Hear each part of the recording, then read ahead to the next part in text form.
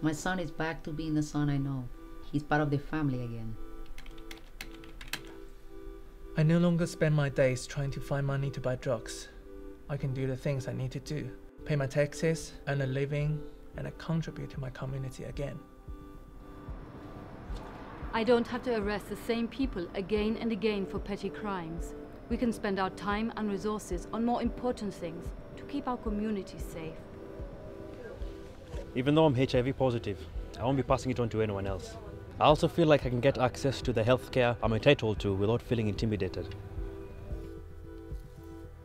Every time my husband injects drugs, he does so with a clean needle and he doesn't share it with anyone else. This protects me too.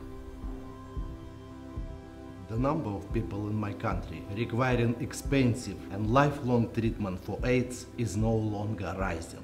We are preventing transmission at the root. Now my mom can pick me up from school and read me bedtime stories. Harm reduction doesn't aim to stop people from using drugs. It gives people alternatives so they can protect their health and the health of others to minimize the harms associated with using drugs. Not just for themselves, but also for their families and communities. Whether by supplying clean needles and syringes, Or providing drug substitution therapy. HIV testing and treatment and support. It makes a safer, healthier and better place for everyone. 12.7 million people around the world inject drugs. And outside of sub-Saharan Africa, that accounts for an estimated 30% of new HIV infections.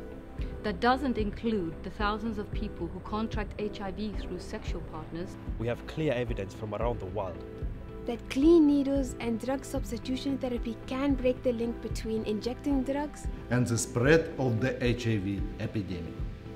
But whilst $100 billion They spend every year penalizing drug users and moving them into prisons and away from health services with zero health effect. There is a critical lack of funding for harm reduction programs. We know that HIV prevention costs far less than HIV treatment.